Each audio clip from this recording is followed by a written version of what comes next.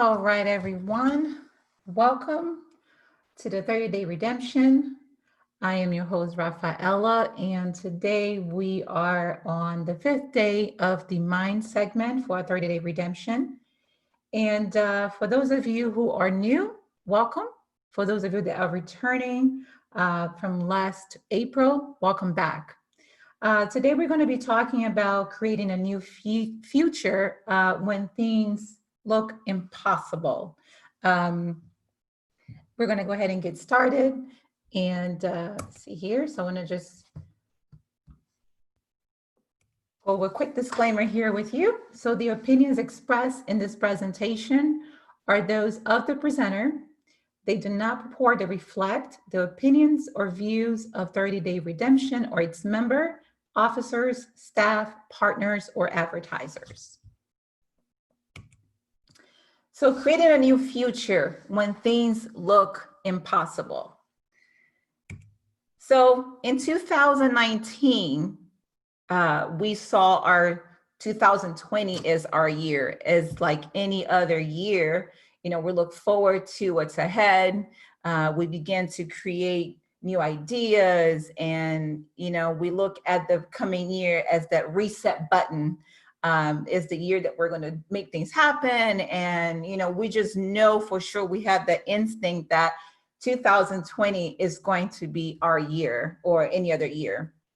And just like any other year, we make what those New Year's resolutions, right? We want to exercise more and, maybe lose weight. Some of us want to get organized. Some of us say, this year is going to be the year that I'm going to learn a new skill or a hobby. Maybe some of us want to start our own business. Some of the other resolutions are to live life to the fullest. Maybe the beginning of the year, you were thinking about you wanted to travel more, or maybe read more. I know I'm a reader, and every year I put together a list of books that I want to read. Maybe you wanted to do volunteer work. This is the year that you decided that you wanted to do some volunteer work. Or maybe this is the year that you thought about you wanted to be less stressed. I'm going to take it easy. I'm not going to stress myself over different things. I'm just going to take it easy. So all of these sound familiar to most of us. I think a lot of us do share a lot of these resolutions every year that we make, that things that we want to kind of tackle as the year starts. Is just something about that beginning of the year that makes it, more concise, more exciting. So, however, so far in 2020, we've had a lot of challenges, ranging from pandemic to racial tensions. And just to name a few, as we started the year on January 7th, the World Health Organization is notified of the novel coronavirus. It was then known as the 2019 nCoV, which is began in China. And of course, on January 26th, Kobe and Gigi Bryant, along with 7 other passengers, died in a helicopter crash in Calabasas, California. Then on February 23rd, 2020, Ahmaud Arbery, an unarmed 25-year-old African-American man, was fatally shot near Brunswick in Glenn County, Georgia. Then as we started going into March 11th, the next month, the COVID-19 pandemic, the World Health Organization declares that COVID-19 an outbreak as a pandemic. So the whole entire world just stops. Then we go into April. The US goes on lockdown due to the COVID-19. And then, of course, as we go into the following month in May, George Floyd, 46 years old, died after a video showing a white Minneapolis police officer kneeling on his neck for almost 9 minutes. So, as you think about 2019 and what you were thinking about doing 2020, and all of a sudden, your plans got stopped. Your ideas got stopped. It seems as though as 2020 began, every month we're dealing with a new challenge, with a new crisis that are happening in the world. And we're now entering June with perhaps lots of anxiety, maybe fear. Some people might even be hopeless. We look at our plans and our vision and we wonder if we're able to bring it to pass, or some of us might even avoid starting anything with fear that it might not come, or perhaps, might be destroyed. So, in times like this, when there's a lot going on, it seems as though every month something is happening. As we're entering June, we probably start thinking, what's next? What could possibly happen in the month of June? Is 2020 going to be it's going to be that year that every month we're going to be dealing with something that is either tragic or is going to make us anxious? What is it that we should be expecting? And as we go into the month of June, we don't know what could be happening. We don't know what's ahead of us, right? However, one of the things that I've discovered is that even in chaos, there is fertility. So, you might be wondering, gosh, can I continue to create? Am I able going to be living out my vision? Am I going to be able to live out my dreams with so many things happening? And as I was doing some research, I discovered that a lot of things were birthed out of tragedies and during crisis. A lot of us, when we look at crisis as a way of stopping us from doing things that we love or the things that we're called to do. But I found that as within the crisis, that our talents or our vision sometimes can really take shape. There is a state, I know for me, when I am doing something, when I'm under pressure, I think I work best when I'm under pressure. And I think I've had my greatest ideas that I've ever gotten was when I was under a lot of pressure. So let's look at some things that were created during tragedy and crisis. So the GPS, the famous GPS that we're using to get from point A to point B, to travel across the states, it was actually created during a crisis. It was during the launching rockets into space in the 50s. Wasn't about who could venture farthest from the Earth, but rather who could launch nuclear weapons closer to their enemies. In other words, the space program was really about military superiority. So scientists at MIT noticed the frequency of the radio signals transmitted by Russian satellite increased as it approached and decreased as it moved away. They realized that satellites could be tracked from the ground by measuring the frequency of the sounds they emitted, and conversely, the location of receivers on the ground could be tracked based on their distance of the satellite. So using that knowledge, the Navy built the first real satellite navigation system that designed to locate submarines in 1959. Later, in 1974, the military launched the first 24-hour navigation system called Navstar. That technology would eventually lead to GPS that we find in our cars and also in our smartphones. The airbags that have saved hundreds of lives, well, not even hundreds, but thousands of lives, was inspired by John Hetrick. He was driving on a Sunday afternoon with his wife and his daughter back in 1952, and his car actually crashed. And while that happened, his wife, he put his hand in front of his daughter so that his daughter wouldn't fly out the windshield. And so at that moment, he had this idea that if the car had some sort of safety cushion that inflated, right, it could save lives. So the airbag came out of an idea because, like I said, his daughter almost died. And that's what that idea of say, hey, what if my car had something that could prevent that, right? So it was almost near a death situation that an idea got birthed. The gas mask and also the traffic light, which the one that, was created by an African American. The traffic light, for example, there was a lot of accidents that were happening because people weren't slowing down. All of a sudden it went from red to green. And so the yellow light was actually, I'm sorry, they had stop signs, but there was a lot of accidents happening because they couldn't put the stop sign fast enough. So he created the traffic light that had 3 colors, and the amber color in the middle was the most important one because it allowed folks to kind of slow down and then either go or stop. The iPod, our famous iPod, was actually launched and created during the 9/11 disaster. And then this is a fun fact, that during the Depression years, they developed, the car radio was discovered. And the way that it was discovered, it was because, back in the 1930s, people will go out on dates in their car.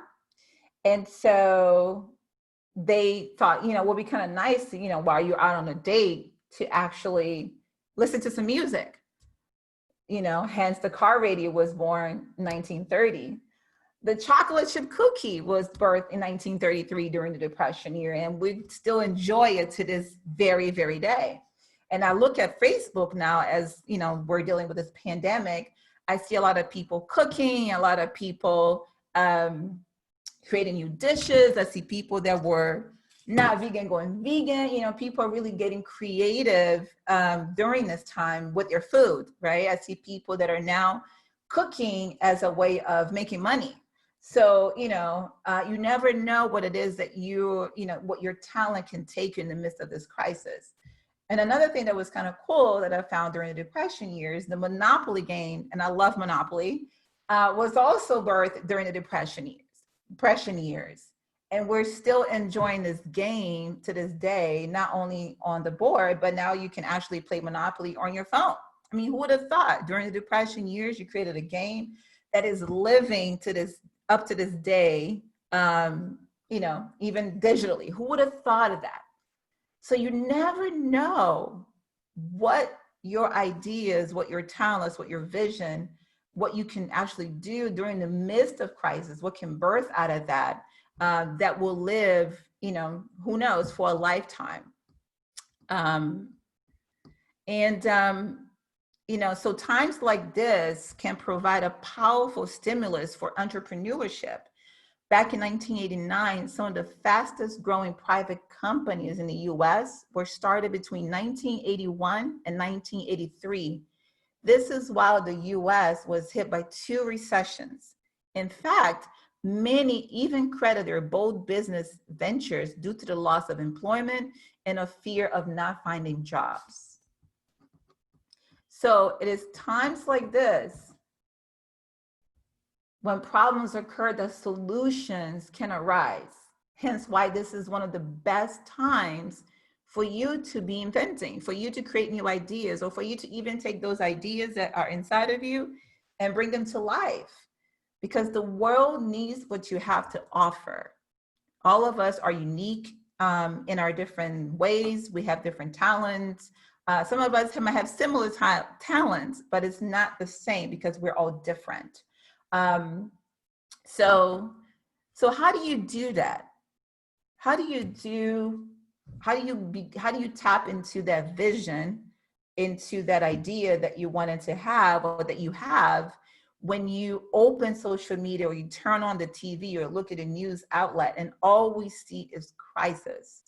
Those images are so powerful that sometimes it can make your vision, ideas seem impossible. So how do you get past looking on what is on the outside and create a future for yourself, or bring your vision to life despite the circumstances that are around you? Right?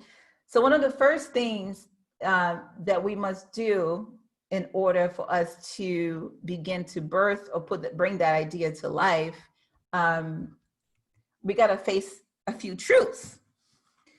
One of the first one is what is happening in the world is not the cause of non-action towards your vision, nor is it stopping you from reinventing yourself. Now, I'm not making light of what is happening all over the world. You know, folks are losing their lives and loved ones. Some people are out of work. Some people are facing losing their homes, and some people even might be going hungry. However, what's inside of you is still alive and ready to come to life. It has been there, and it will always be there until the day you die, despite what happens in the world. So even though all those things are going on within you, those visions are not being birthed, are not manifesting, not because of what's going on the outside. And we're going to talk about how to tap into that a little bit later. But it's really been there all along. So year after year, you know, those visions are there, those ideas are there, and they're not stopped by the outside. Okay. Another truth that we must look at is life will always have setbacks. So throughout the history of this world, there has always been wars. There has always been plagues. There's always been disasters. There's always been economic crashes, catastrophes. And guess what? They're always going to be there. In Ecclesiastes 1:9 says, the thing that hath been, it is that which shall be, and that which is done is that which shall be done. And there is no new thing under the sun. So the things that we're dealing with, that we're facing, is one of those things that are, you know, as long as the world exists, we're going to continue to face some sort of setback, some sort of challenge, some sort of disaster. You know, on yesterday's presentation, Alex, you know, talked about hurricane, how to prepare for a hurricane or a disaster, an emergency, which means that emergencies and disasters will happen. Those things will take place. So what's happening in the world should not stop you or any of us from living out our vision, developing our dreams, developing our plans of action. Okay. All right, let's see here. You are responsible for executing the gifts that have been given to you. Okay. Now, and 1 Peter 4:10 says, as every man hath received the gift, even so minister the same one to another as good stewards of the manifold grace of God.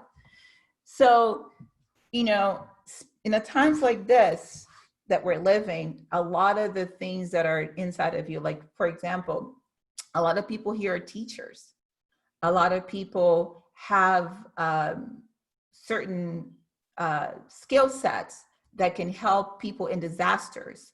You know, some of us are natural born coaches, you know, or natural born encouragers, right? So our talents and gifts have been given to us to serve one another. Some of us have the gift of music, cooking, sewing, teaching, being visionaries, right?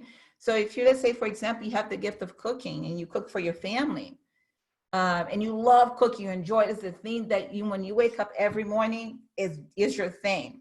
I have one of my cousins in Brazil. I was talking to her the other day, and, you know, she's, of course, everybody's quarantined.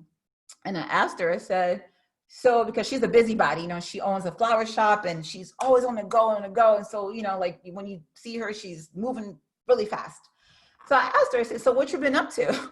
You know, because you're such a busybody, now you have to stay at home. She goes, I wake up at 5 o'clock in the morning and I make lunch. I said, you make lunch at 5 a.m.? She's like, yeah, 5 a.m. And it's like, and it's ready to go.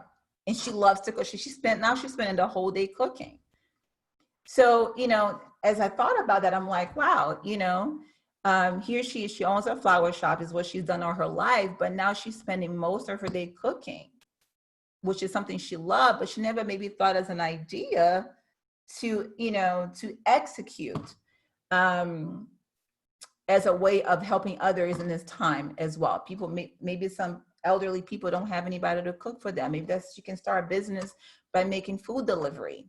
So in times of crisis, a lot of our gifts, and even gifts that we didn't even know we have, will come to life. Okay.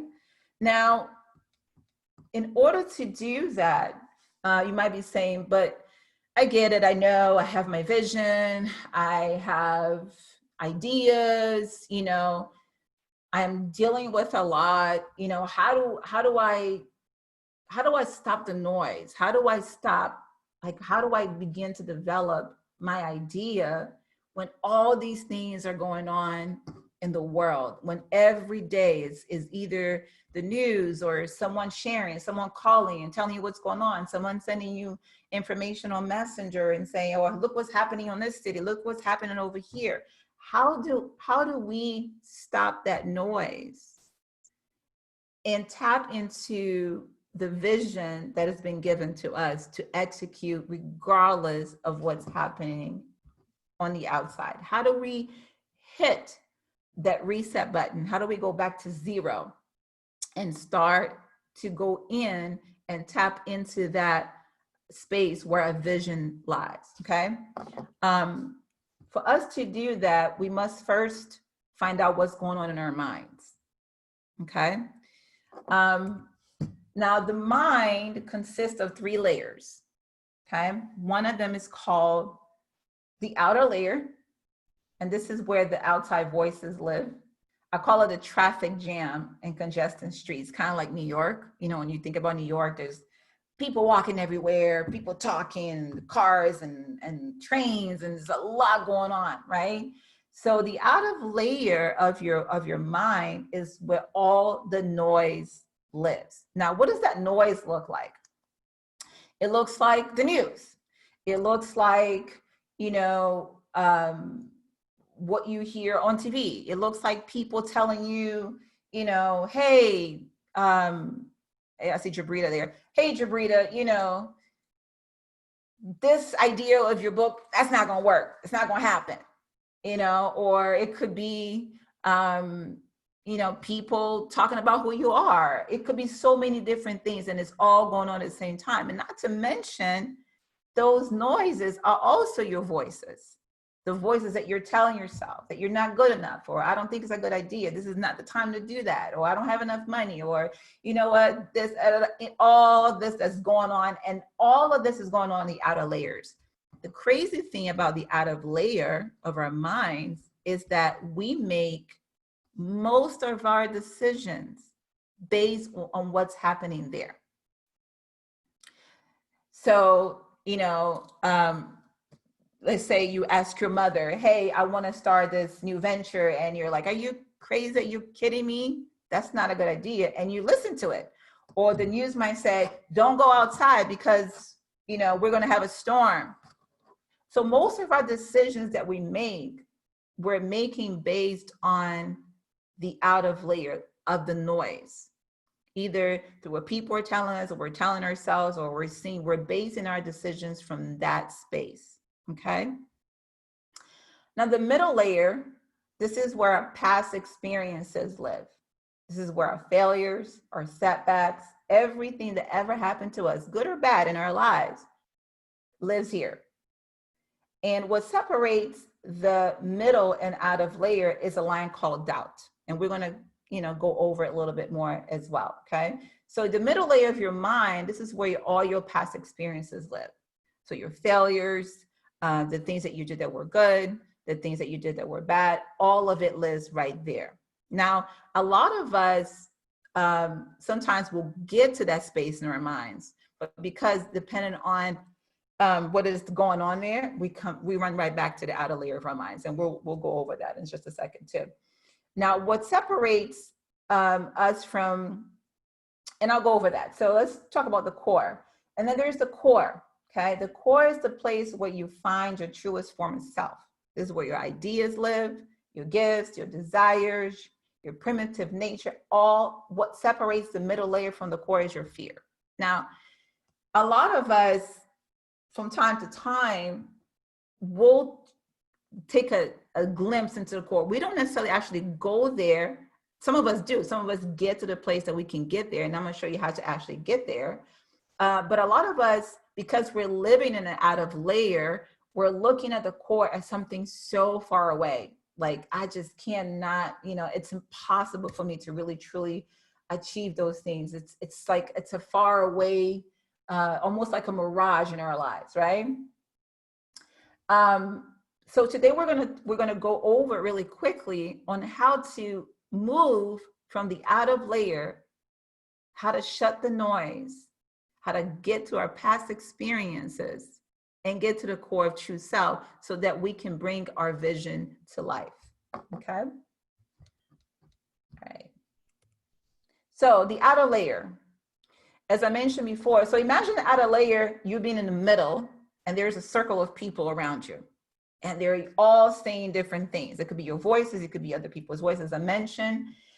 One thing that I would recommend is, as you begin to do this process of going back to the core, and if for those of you who attended my forgiveness conversation, presentation that I had in April, one of the things that we can do to stop that chatter, that noise, is to make a list of what is being said. So, take some time, go into a separate place in your house. If you have a special room that you usually go for prayer, take a piece of paper and a pen and begin to write down what those voices are saying. Okay. For those of you who were at the presentation, it was a really interesting exercise. And then as you make the list, begin to repeat what is being said to yourself. Now you're going to have different experiences with that. Some of you might be frustrated, others might be irritated. It might bring some sadness. Whatever emotion comes up, it's perfectly fine and it's perfect. Okay, because what is that going to do? Is going to stop the chatter. It's going to stop that chatter that's going on in the mind. Okay, it's going to quiet down. But after it quiets down, we're going to have to keep moving forward towards the second part of your brain, the second layer. But before we get to the second layer, we're going to hit a crossroad. Okay, and that crossroad is called doubt.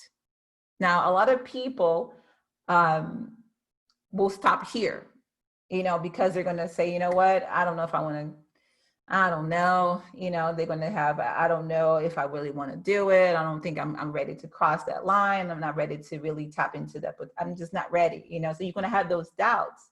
How do you get past the doubt? How do you get past that line of doubt? Here's where you're going to make a list of things that has worked in your life in areas where you have taken steps and succeeded. And what that does when you think about those areas that you have, let's say you got married, you had a successful marriage. Maybe you worked for a bank and you were there for 30 years and you took all these courses and you went up in rank. Think about the things that you did that actually worked and begin to write those things down, because what it does, you begin to build courage to go over that line of doubt, to go back into that middle layer. Okay. All right, let's see here. So after you cross that layer of doubt, you're in your middle layer. This is where most people stop. Okay. And why they stop? Because they literally, as they begin to look at the replay of their lives, they literally go through a physical process. Depending on what it is that they're looking at, it could be something that didn't work. It could be something that did work. So for most of the time, a lot of people stop because a lot of the things they begin to focus on are the things that did not work. Okay. So a lot of people stop here. And of course, right outside of that, it's one more crossroad that most people, as they get here, they're like, I'm not crossing that. No way, no how. After I've seen this, I'm going back. Okay. And what that crossroad is the second crossroad of fear. And it's one of the crossroads that most people can say, they stop, they go back, and they don't return. They never get to their core, because whatever they're looking at, whatever they're feeling physically is so strong that they think is actually really happening.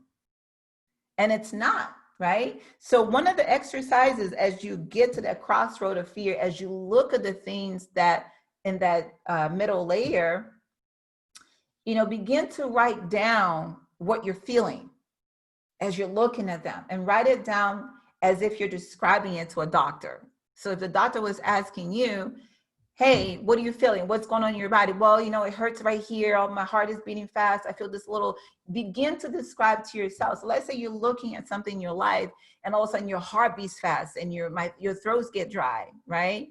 I know there are certain things when I think about, my stomach goes into a knot. And all of a sudden, I shut down, right? So when you begin to describe, and to yourself, or write it down, or even maybe you can start talking to yourself, my stomach is going into a knot, my heart is beating fast, my hands are sweaty, or, I'm sweating under, above my lip. Begin to describe to yourself, what is it that you're actually feeling? Okay? Because what's happening is, fear will have you think that something is about to happen to you, and there's nothing happening. It's just your feelings. It's just your body going through an emotion. Okay? Fear is false evidence appearing real. Fear doesn't exist in reality. Okay? The scripture says, for God had not given us a spirit of fear, but of power and of love and a sound mind. So fear is a spirit. It doesn't exist in the physical. Okay. So when you are dealing with anything that scares you or that frightens you, begin to describe what that is. Begin to speak, begin to say, I am feeling this is what's happening. And you're gonna see that what's really happening is your body going through a process. That what you're thinking about, what is coming up, it doesn't exist. It's not there. It's not real. Okay. All right. So when you get past, at this point of the exercise, as you do this, you finally get to that space. Everything shuts down. Everything quiets down. You've crossed that line of fear, and you now get to see your core. You get to see who you are. Your gifts, your dreams, your talents are there, right? And it should be really an amazing space to be, because you should get excited about it, right? And as you do this exercise, and you might not get it the first time around. You might try to do it 2 or 3 or 4 times. But and you might stop in the middle layer. You might be too much to bear. That's okay. Go back, do it all over again until you get to cross those layers of your mind and get to the core of who you are, so that you can discover your gifts, your dreams, and your talents. Okay? Now, as you get to that core, as you get past the fear, get past the layers, shut down the noise, the next thing to do, and if some of you want to take a pen, a piece of paper, we're going to replay this later, but if you want to take a pen, a piece of paper, you can actually write some of this down. We can do this exercise together. But now is the time, now that you got to the core, it's the time to create what we call a possibility for your future, right? So one of the things you might want to do, right, now that you got to the core and you've seen your gifts, what is an area of your life that you really want to see a difference? What is something that, as you're looking at your life right now, something that you want to take on, that you want to see a difference? It could be the area of health, could be career, could be relationship, area of family, maybe business, starting a new business, maybe the area of finance, maybe living situation, maybe you want to get a new home, maybe you want to improve your quality of life, maybe it's religion or spirituality. Maybe you haven't maybe spent as much time as you like, devoting to your faith. It could be communication. Maybe you want to work on your communication. Maybe you want to boost your confidence, or maybe you're not having enough fun. So as you get to the core, choose an area of life that you really want to see, that you want to make a difference. So if you want to choose an area right now, just for the sake of exercise, it can be anything. I'm not going to ask you guys to share, but choose an area of life that you really, really want to see a difference in. Okay.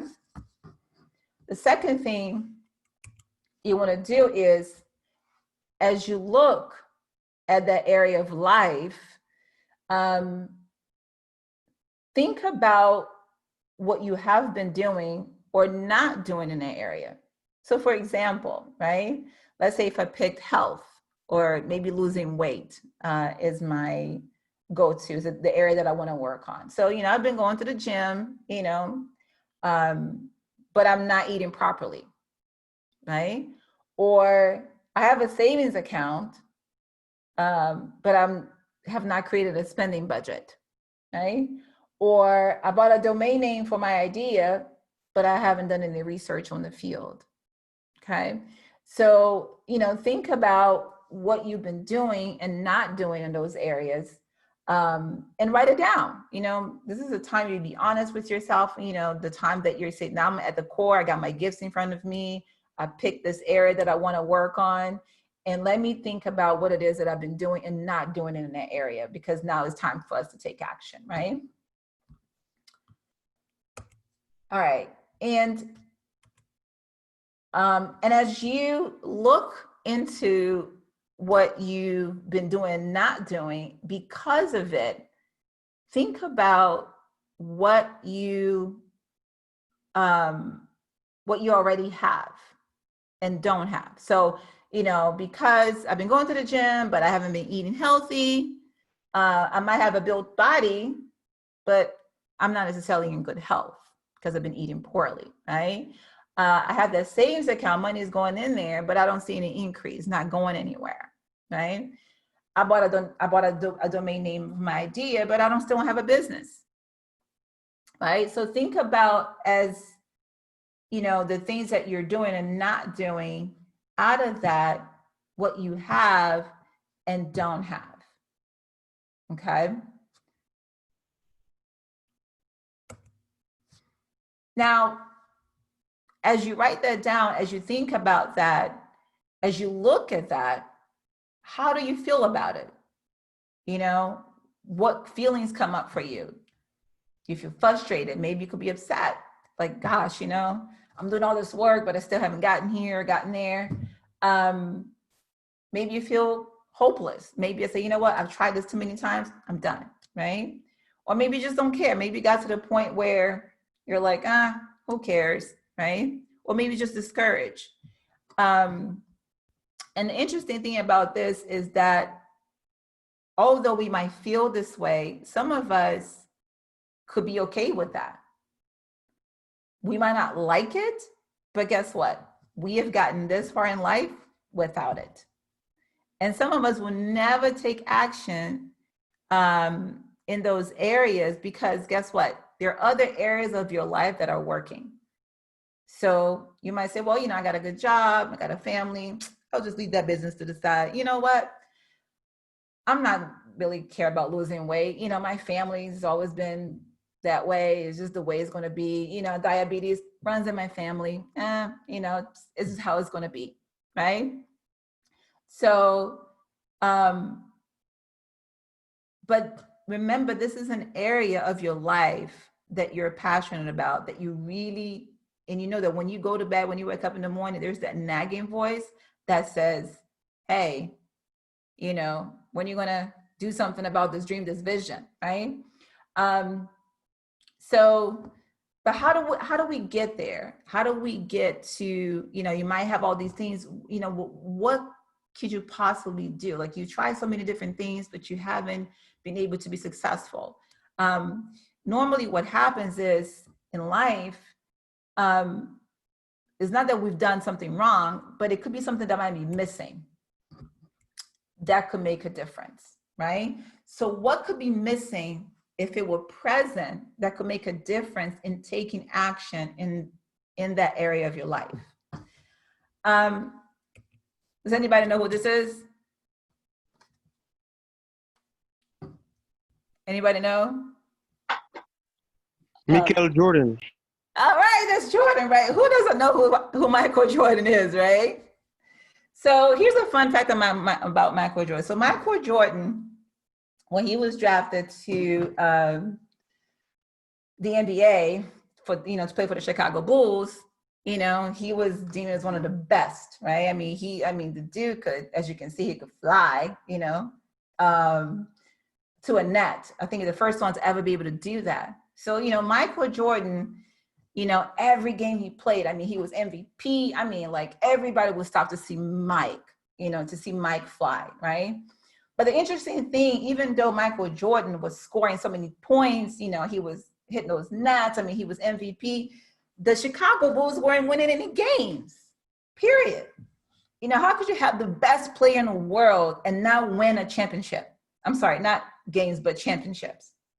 So what Michael Jordan began to do after each game, he began to look at the replays of the game because he wanted to see what is it that was missing that needed to be implemented that could help them win a championship. And he will do this every game. He will watch the replays to see what was missing. And what he discovered as he was watching those videos is that he wasn't passing the ball to his teammates. He was just, you get the ball, he would just run with it. Because guess what? He was Mike, right? So when he realized that he wasn't passing the ball to his teammates, he began to, the next game, he began to do so. And as he became a team player, guess what happened? The Chicago Bulls began to win championships. And then another one, and then the following year, and then the following year, okay? So there was nothing really wrong. What was missing was him being a team player. So what's missing is a way of being, is a shift in mindset, is living the end result in your mind as if you were here today, is who you get to be now. So as you go over the exercise of what's working, what's not working in the area of your life, when you get to the core, as you then begin to look at the area that you want to work on in your life, and you look at what's not working in an area, what you've been doing and not doing, right? And how you're feeling. So if that was present in your life, who do you get to be? So let's say, for example, let's say the relationship is something that you want to work on in your life. And you say to yourself, oh, if I get married, if I have children, I'll be so happy, right? So if you were happy today, what difference would that make in developing a relationship? So think about what's missing as a way of being. Who do you get to be now? Like if that was present in your life, who do you get to be? And who do you get to be is what's actually going to take you to develop that vision, tap into that space or that idea, because you're being that already in your life. So it's not waiting for it to happen. It's being that is a mindset that you get to be that today. Okay. Now, here are a few ideas, okay? As you begin to do this exercise, again, you can, for all the questions and that I have here, you can go back to the replay and write them down.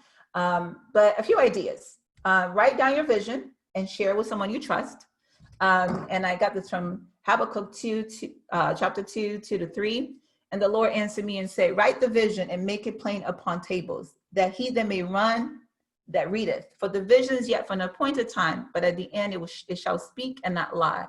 Though it tarry, wait for it, because it will surely come. It will not tarry. So if God has given you a vision that is living inside of you, it will come to pass. It will surely come.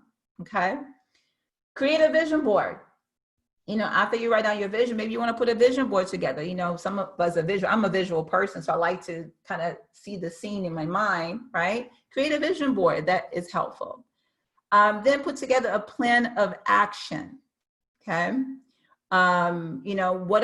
What steps are you going to take to beginning to fulfill that vision in your life? All right. Create a calendar in tasks for each day. I'm a calendar person. I even put on my calendar when I have to have lunch. Okay. So, put on a calendar. Today I'm going to do this at this time. I'm going to make this call at this time. I'm going to research at this time. Put that in your calendar. Okay. Or create tasks for each day. Research your area of expertise. Let's say, for example, if you're reinventing yourself and you have the talent, what are other people doing out there? Research, do some research, see what's going on in that area. Okay. Look for a mentor, somebody who is going to kind of guide you through, creating or bringing that vision to life. All right. Have an accountability partner, someone who's going to say, hey, did you take care of that today? You say you had that on your calendar. Did you actually get to execute that? Okay. So have an accountability partner. And most importantly, take an action a day. A day should not go without you taking an action on your dream, on your vision. Okay. Anybody has any questions for me? I'm gonna open the floor. I don't already unmute your mic. Anybody have any questions?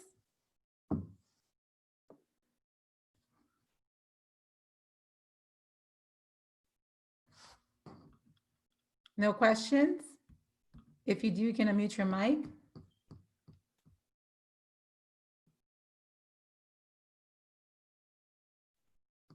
Can you hear me? Yeah. This is Kashab. Hi. Really quick, is there a way that, because I think what happens is that folks need a jolt to move beyond the concept into, even when you lay out the action steps, there's still this blockage that prevents people from even engaging the action steps to redeem them from fear, or as you say, move into the other layer.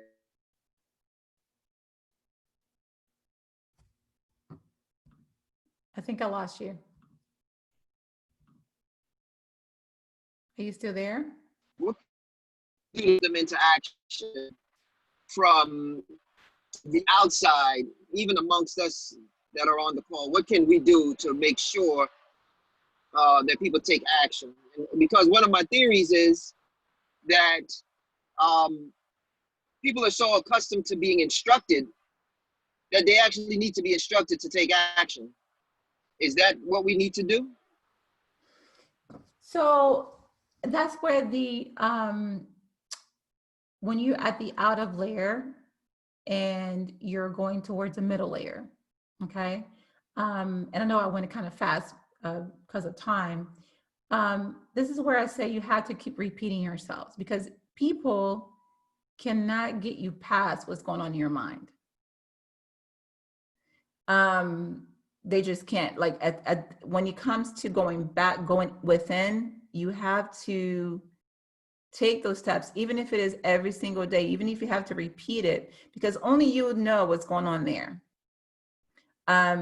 So folks can say, hey, you can do some work. Folks can remind you on what you do, but only you can go and cross those lines.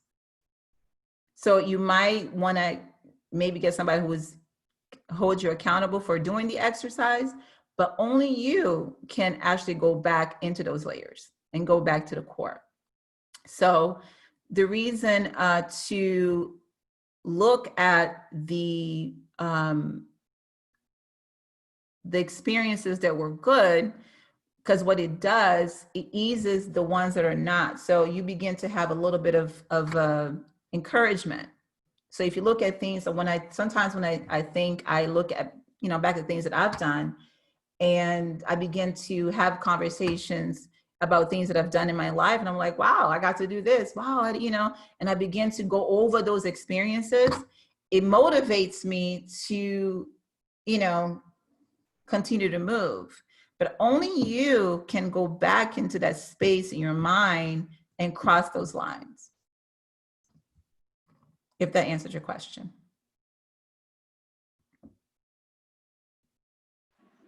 Yes, it does. Thank you very much. Anyone else have any other questions?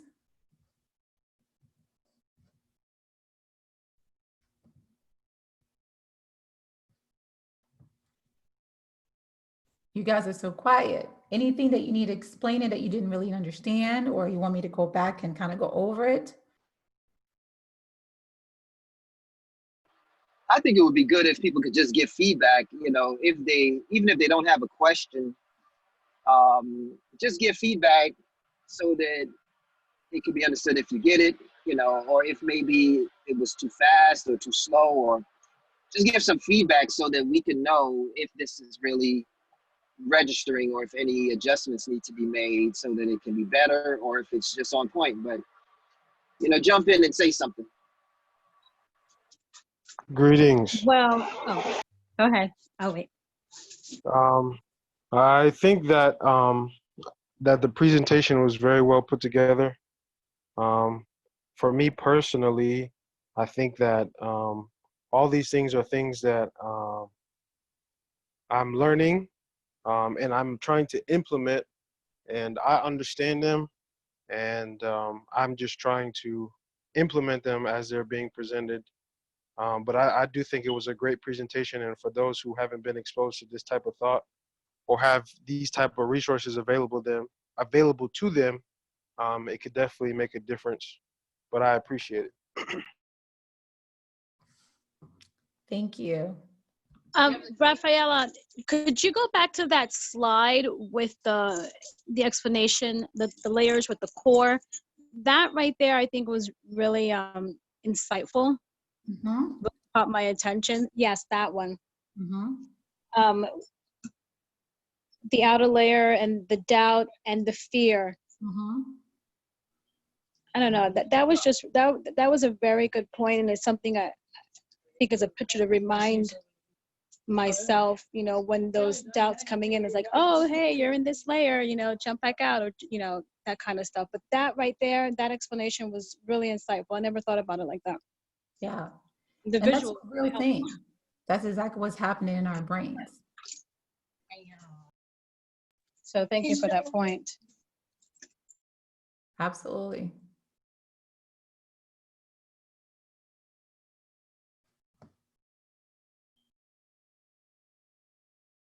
Anyone else? It was a good lesson. I got some good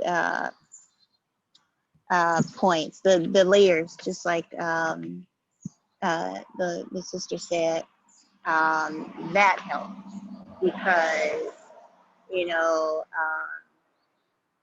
I knew the different, like the outside voices, and then the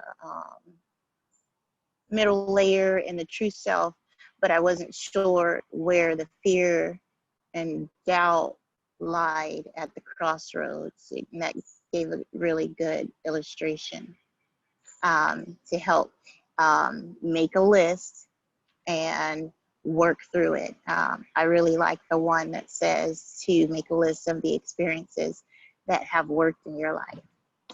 That was really good.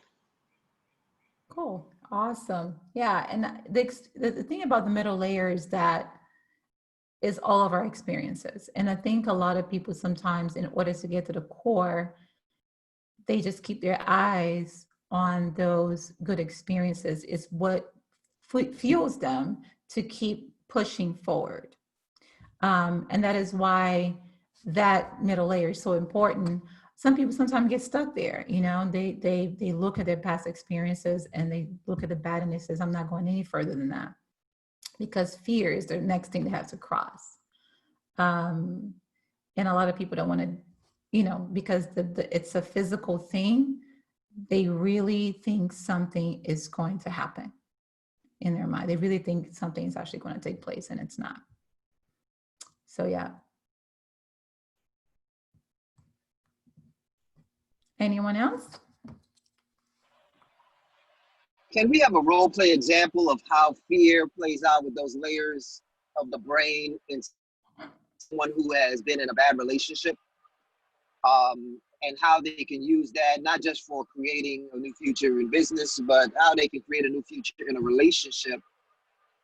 Do you have an example of, and maybe walk us through something like that where someone has relationship trauma? And Jabrita, maybe if you're on, if you can chime in, you know, if that example layers has any significant industry. Can we hear from that, you know, using the example of someone who, let's say, was in a domestic relationship, wants to move forward, but is really stuck on the pain, and, you know, how can they walk through being redeemed and look at the good in relationships when they only have bad examples? Yeah, absolutely. So it's a perfect one, actually. So, you know, let's say the area is the relationship that you want to work. You want to have a new relationship, and you get to that middle layer and you look at, you know, some good experiences and some bad experience. Of course, the bad experience probably outweighs the good. And, you know, that great relationship that you want is waiting right there at the true self, at the core. And so you see it, you can foresee it, you see it right there, it's at the core, but the only thing you have to cross is that fear to get there. And that fear is going to be those images of, you know, perhaps, you know, the last relationship that you had was a person who was very controlling and they used to hit you, right? And so for whatever reason, you know, you might sit there, be looking at the core and say, oh my gosh, this person is so wonderful. And out of nowhere, an image of a past relationship shows up. And all of a sudden you retract, you actually feel it on your stomach, like, oh, I don't know if I want to go any further because I'm afraid this person might treat me the same way this person did. So at that moment, as you are at that middle layer, as you're feeling, you know, that physical, like your body begins to have those emotions, begin to write them down and begin to say, that person, it's not the same as this person. You know, you begin to become aware of that what your body is feeling is just a reaction of something that took place, but not what's happening right now. And you begin to say to yourself, no, that person is not the same person. You know, so let's say, you know, this person here is McGarvey. McGarvey is this person. He's that person. This other person here, Kashab, no, he was this person, that person. So that's when you begin to write down, you know, begin to really talk to yourself and say, these are not the same people. And what I'm feeling is just a reaction of something that is not real. It's not happening. It's just happening in my mind. Does that kind of answer your question?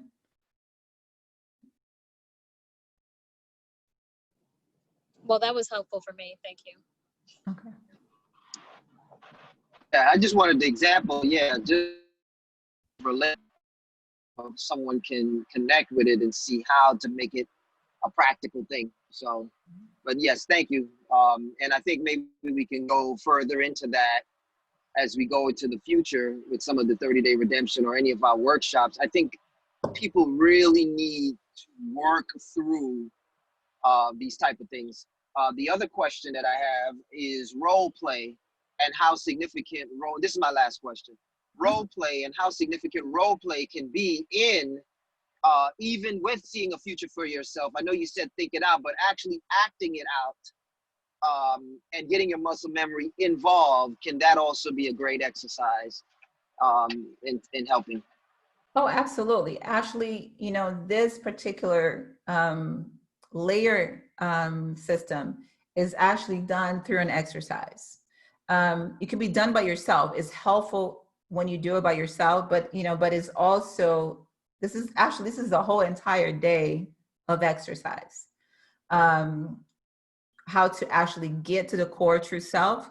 This could be a whole entire day workshop, where we do do role play. People get to play out those things, write down the things that are the noise, how to really shut down the noise in real time. So this in itself, just this alone, is an actual, it's a workshop that can be done with other people to kind of help them get to actually, to the core of true self.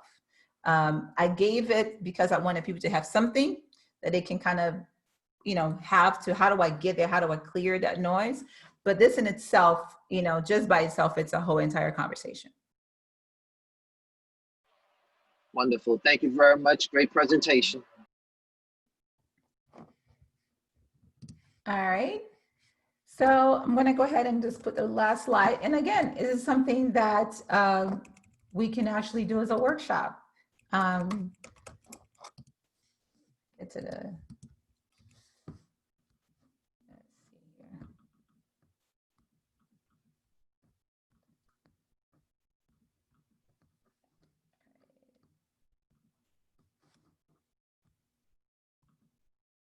And, if something that's interested, we can definitely do a workshop on just finding true self or going to the core of true self. We can do it on a July 18th, 19th, and 20th. That could be a topic that we can actually go over. And if you're interested, you're going to receive an email to sign up. And, donate to this purpose. The various ways you can actually contribute to what we're doing. Could either go through PayPal, you can send us a money order, or you can donate through Cash App.